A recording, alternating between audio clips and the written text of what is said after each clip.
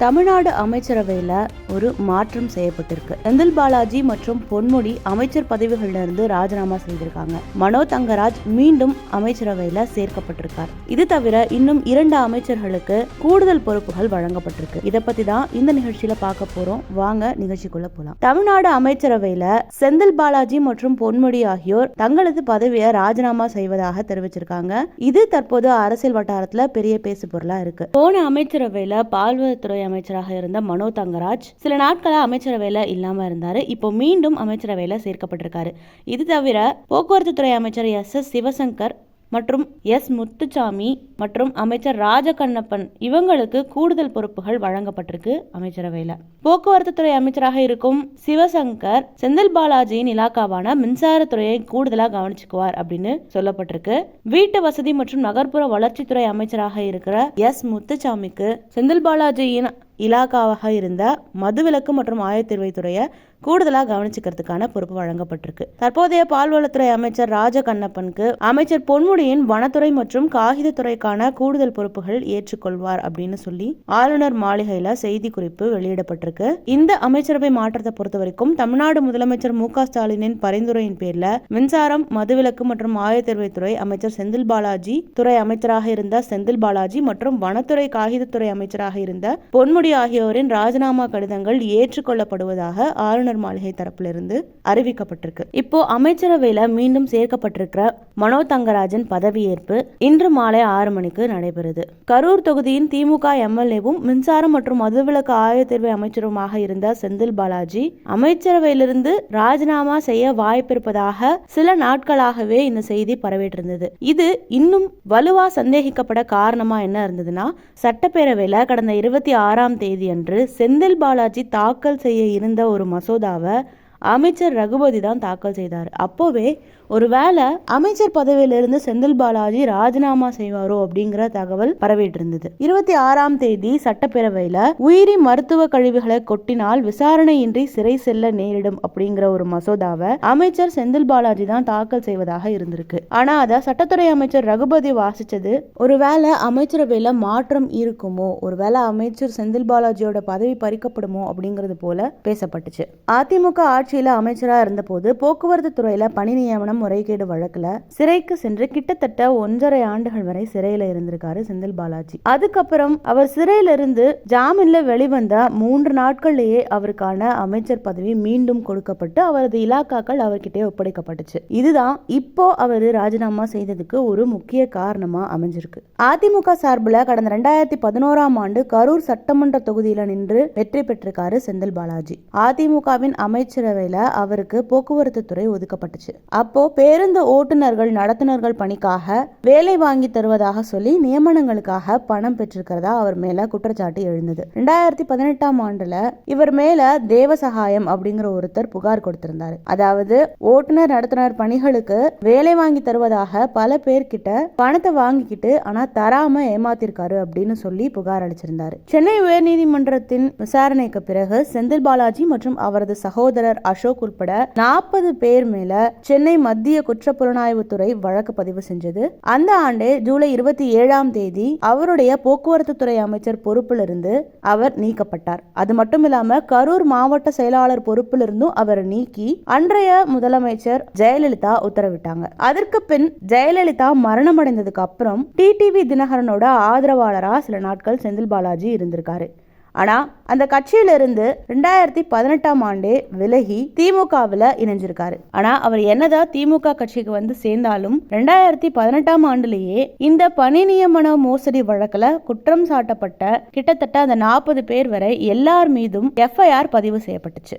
இந்த வழக்கின் விசாரணை எம்பிக்கள் மற்றும் எம்எல்ஏக்கள் மீதான வழக்குகளை விசாரிக்கும் சிறப்பு நீதிமன்றத்தில் நடைபெற்றுட்டு வந்துச்சு. இப்படி இருக்க செந்தில் பாலாஜி தன் மேல் உள்ள அந்த விசாரணைக்கு தடை கேட்டு சென்னை உயர்நீதிமன்றத்தில் மனு தாக்கல் செய்தாரு.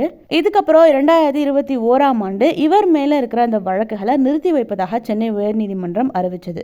இருந்தாலும் இந்த பணி நியமனம்னு சொல்லி ஏமாற்றுறது மட்டும் இல்லாம இந்த வழக்குல சட்டவிரோதமா பண பரிமாற்றம் நடத்தப்பட்டிருக்கு அப்படின்னு சொல்லி 2023ஆம் ஆண்டு ஜூன் மாதம் 14ஆம் தேதி செந்தில் பாலாஜிய அமலாக்கத்துறை கைது செஞ்சு சிறையில் அடைச்சாங்க. அப்போ அவருடைய மின்சாரத்துறை இலாக்கா அமைச்சர் தங்கம் தென்னரசுவுக்கு கூடுதலா வழங்கப்பட்டுச்சு. அவர் பொறுப்பு வகிச்சுட்டு வந்த மதுவிலக்கு ஆயத்தீர்வைத்துறை எஸ் முத்துசாமிக்கு வழங்கப்பட்டுச்சு. சிறையில கிட்டத்தட்ட 1.5 வருடங்கள் இருந்தாலும் 9 மாதங்களா அவர் இலாக்கா இல்லாத அமைச்சராகவே நீடித்து வந்தார். எப்படி சிறையில ஒரு மோசடி குற்றச்சாட்டுல உள்ள போயிருக்கிறவரு அமைச்சரா இன்னும் நீடிச்சுட்டு இருப்பாரு அப்படின்னு சொல்லி அந்த நேரத்துல பல கண்டனங்கள் அவர் மேல முன்வைக்கப்பட்டுச்சு. அமலாக்கத்துறையால கைது செய்யப்பட்ட உடனே அவரு நெஞ்சுவலி ஏற்பட்டு மருத்துவமனையில் அனுமதிக்கப்பட்டு அவருக்கான தீவிர சிகிச்சைகள்லாம் செய்யப்பட்டுச்சு. அப்போ ஆரோக்கியத்தை காரணம் காட்டி அடிக்கடி அவருக்கு ஜாமீன் மனு தாக்கல் செய்திருந்தாங்க. ஆனா பல முறை அவருடைய நீதிமன்ற காவல் நீட்டிக்கப்பட்டு கிட்டத்தட்ட 1.5 ஆண்டுகள் அவர் சிறையில இருந்திருக்காரு. இறுதியா 2024ஆம் ஆண்டு பிப்ரவரி மாதம் 13ஆம் தேதி அமைச்சர் பதவியிலிருந்து செந்தில் பாலாஜி ராஜினாமா செய்தாரு. இதுக்கப்புறம் தான் சிறையில் அடைக்கப்பட்டிருந்த செந்தில் பாலாஜிக்கு ஜாமீன் வழங்கி உத்தரவிட்டுச்சு உச்சநீதிமன்றம். 2024ஆம் ஆண்டு செப்டம்பர் மாதம் இவர் சிறையிலிருந்து வெளியே வந்தாரு.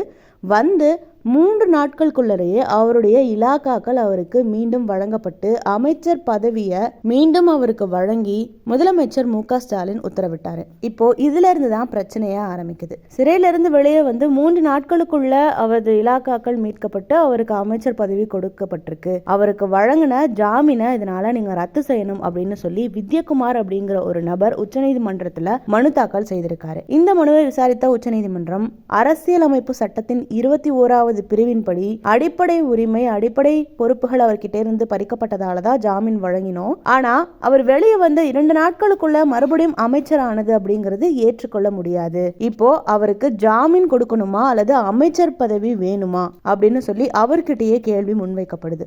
ஏப்ரல் 28ஆம் தேதிக்குள்ள இது தொடர்பான விளக்கத்தை கொடுக்கணும் அப்படின்னு சொல்லி அவருக்கு உத்தரவிடப்படுது. இப்படி இருக்க சூழல்ல தான் அமைச்சர் பதவியை விட இப்போதைக்கு ஜாமீன் வாங்குறது தான் பெரிய விஷயம் அப்படின்னு சொல்லி அமைச்சர் பதவியை ராஜினாமா செஞ்சிருக்காரு செந்தில் பாலாஜி. அடுத்து தமிழக அமைச்சரவையிலிருந்து ராஜினாமா செய்யப்பட்ட இன்னொரு நபர்னு பார்த்தா பொன்முடி. 2021ஆம் ஆண்டுல திமுக ஆட்சிக்கு வந்ததிலிருந்தே பல சர்ச்சை பேச்சுகள்ல பொன்முடியோட பேர் அடிபட்டுட்டே இருந்துச்சு. திமுக ஆட்சியில அறிவிக்கப்பட்ட மகளிருக்கு கட்டணமில்லா பேருந்து பயணம் அப்படிங்கிற அந்த திட்டத்தை விமர்சிச்சு அவரே பல அரசு நிகழ்ச்சிகள்ல பேசியிருந்திருக்காரு.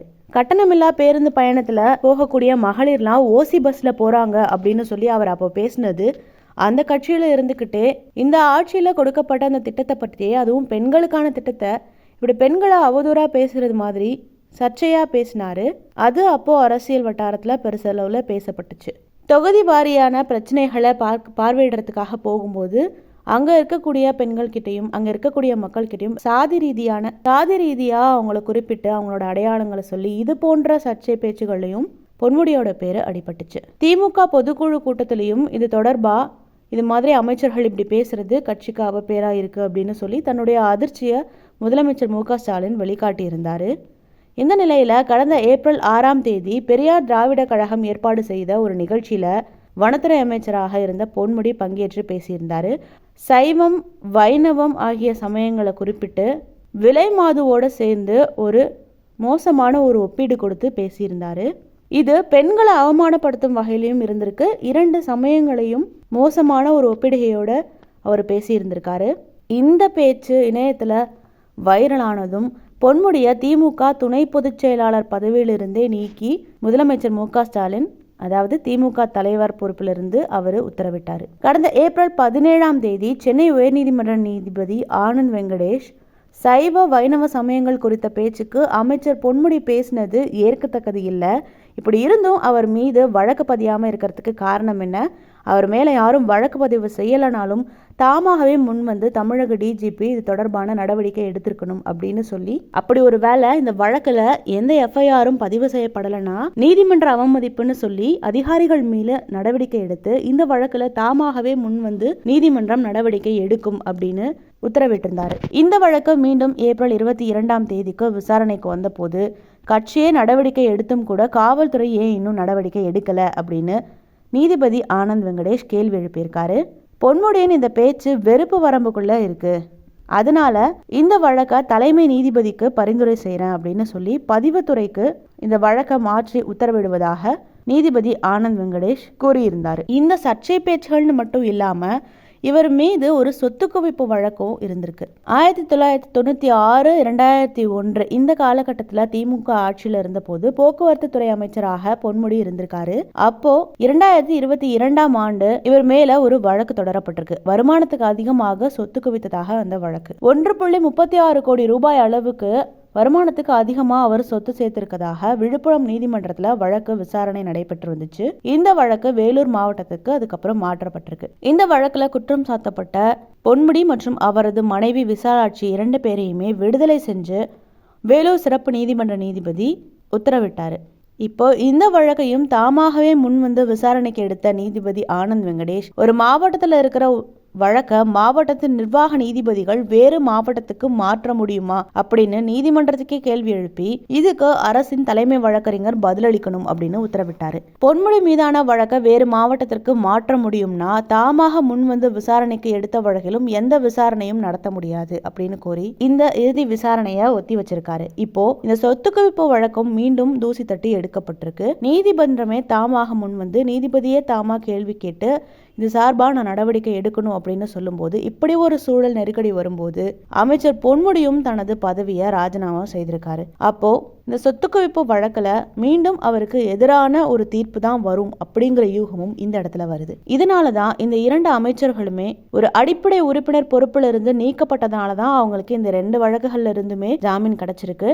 ஆனா மீண்டும் அவர்கள் பொறுப்பு வகிக்கிறது சட்டப்படி சரியா இருக்காது, ஏற்க முடியாதுன்னு சொல்லி நீதிமன்றம் மறுக்குது. இந்த சூழல்ல தான் இப்படி ஒரு நெருக்கடியில தான் தங்களது பதவிகளை இந்த 2 அமைச்சர்களும் ராஜினாமா செஞ்சிருக்காங்க. மீண்டும் அமைச்சரவையில மாற்றம் ஏற்படுது. இதுக்கப்புறம் செந்தில் பாலாஜி மற்றும் பொன்முடி வழக்குகள்ல இன்னும் என்னென்ன திருப்பங்கள் வரும் அப்படிங்கிறத பொறுத்திருந்தா பார்க்கணும்.